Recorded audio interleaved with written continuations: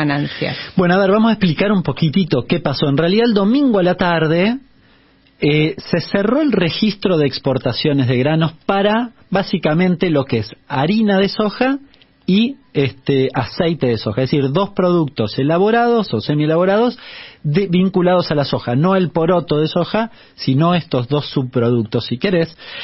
¿Qué significó eso? ¿O qué significaba? En principio, digamos, si me ajusto exclusivamente a lo que acabo de decir, es no puedo exportar. Si vos querés exportar mañana harina de soja, no puedes hacerlo, porque el registro está cerrado. Si yo lo primero que tengo que hacer para exportar, tengo que registrar mi exportación.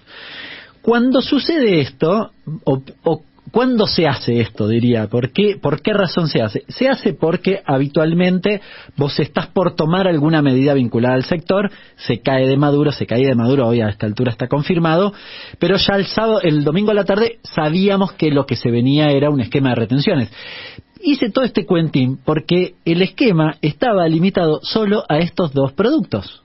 Si nunca estuvo en discusión ningún otro. Por eso, no había confusión. ¿No? La generaron adrede, ¿no? Generaron adrede que el gobierno estaba pensando o que esa medida podía significar el cierre de exportaciones de carne, de trigo, de maíz, de girasol. Mentira. Estaba limitado ni siquiera a toda la soja, a esos dos productos de soja. Y que básicamente lo que ya sabemos a esta altura es que esos dos productos, la intención es pasarlos a una retención del 33, del 31 al 33 de retenciones. Una cosa medio técnica que no me voy a meter mucho porque no soy especialista, pero para explicar. En realidad, la ley de solidaridad, que se votó allá a principios del 2020, establecía como máximo una retención del 33, en la girasol del 15, bla, bla, bla, establecía algunos límites. Pero esos eran límites máximos. En algunos casos se había aplicado una retención que estaba por debajo de eso. En el caso de la soja, la retención que se había aplicado era 33, pero se había firmado un decreto de retracción transitoria de 2 puntos. Entonces había quedado en 31. Esto es importante porque una discusión que atraviesa esto y que ya la habíamos tenido hace un ratito, algunos días atrás, era, se cayó la ley de solidaridad, no se puede renovar o no está renovada porque iba dentro del presupuesto, conclusión, no podés ni siquiera poner retenciones. Esta era la discusión hace 15 días atrás. Sí, bueno, fue el planteo que hizo la sociedad rural ante los tribunales de Córdoba. Exacto. El primo hermano de eso era, bueno, ahora no podés subir las retenciones, por eso mismo, ni siquiera el tope máximo que te había planteado o que te permitía la ley de solidaridad, por esa misma razón. Esa discusión, de todas formas, podría ser válida para cualquier producto, excepto estos dos, claro, por esta explicación que acabo de dar. En estos dos te diría que no hay ni discusión. Quizás la llevan a sede judicial, pero te diría que tiene pocos visos de posibilidades de que les vaya bien. Es decir, como es la anulación de un decreto, en realidad vos anulás ese decreto y quedás con lo anterior, que era 33. No sucede lo mismo con el resto de los cultivos, que podría ser más complicado, ¿no? Si no, tendrías que ir finalmente al Congreso. Bueno, en concreto y en materia económica, ¿qué significa esto? Unos 350 millones de dólares adicionales, que básicamente ¿a dónde van? Hay una especie de fideicomiso cruzado. El otro día explicábamos qué era el fideicomiso. Bueno, aprovecho y volvemos a explicar esto. Un fideicomiso, o este fideicomiso, ¿qué hace? Capta vía retenciones estos 2 puntitos de incremento de retenciones, capta estos 350 millones de dólares, pero no se los da a la soja, se los da al trigo. ¿A quién se los da? Al molinero.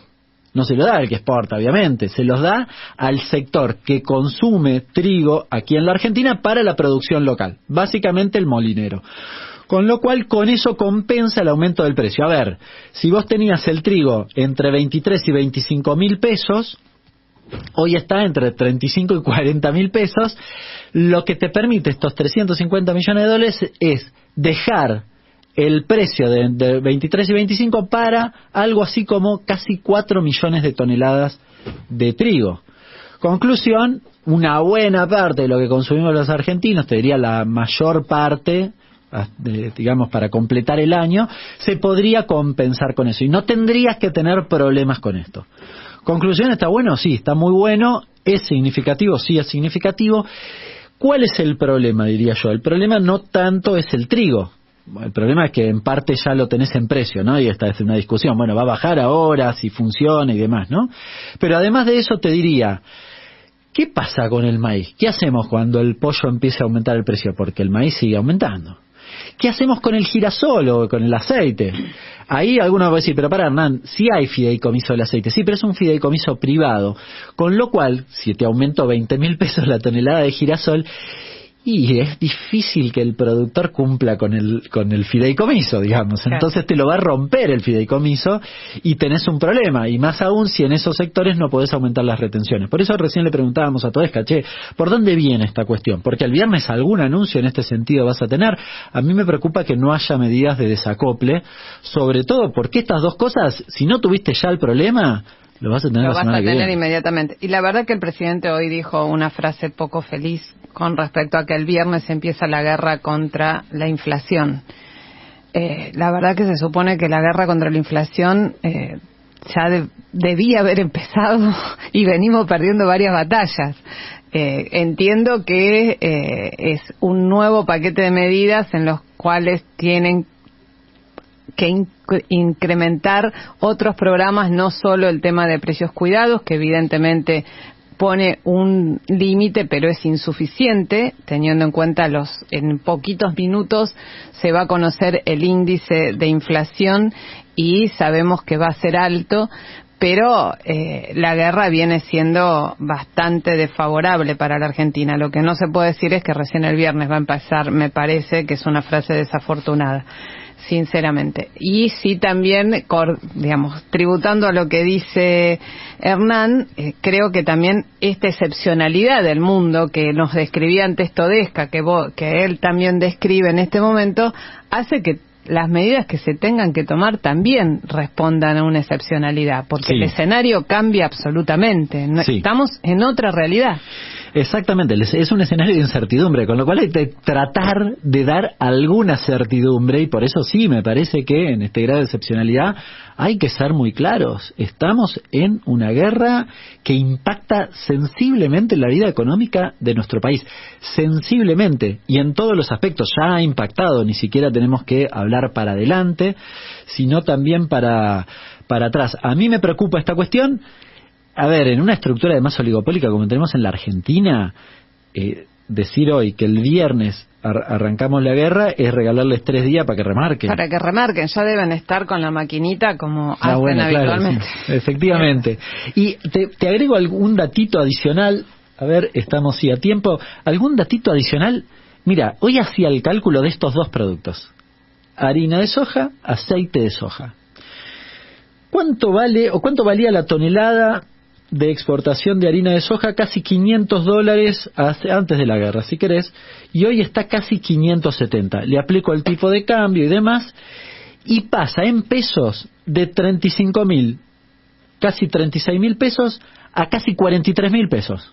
Bien, de casi 36.000 pesos a casi 43.000 pesos. Son 7.000 pesos adicionales en ese proceso.